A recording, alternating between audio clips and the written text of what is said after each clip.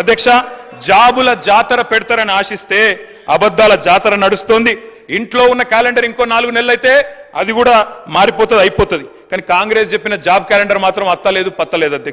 అధ్యక్ష నేను అడుగుతా ఉన్నా, ఈరోజు ఆ రోజు అశోక్ నగర్కి ఉస్మానియా యూనివర్సిటీకి పరుగులు పెడుతూ పోయినారు.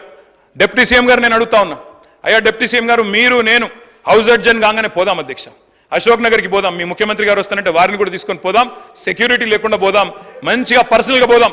పోయి అక్కడ ఉండే ఏ ఒక్క యువకుడు, ఏ ఒక్క యువతి, ఏ ఒక్క చెల్లెలు చెప్పినా ఒక్క ఉద్యోగం అన్నా ఈ ప్రభుత్వం ఇచ్చిందని చెప్తే నేను అక్కడనే రాజీనామా చేసి వెళ్ళిపోతాను అధ్యక్ష అని ఏ ఒక్క యువతి కానీ యువకుడు చెప్పినా నేను అక్కడే రాజీనామా చేసి రాజకీయ సన్యాసం తీసుకుంటా అధ్యక్ష.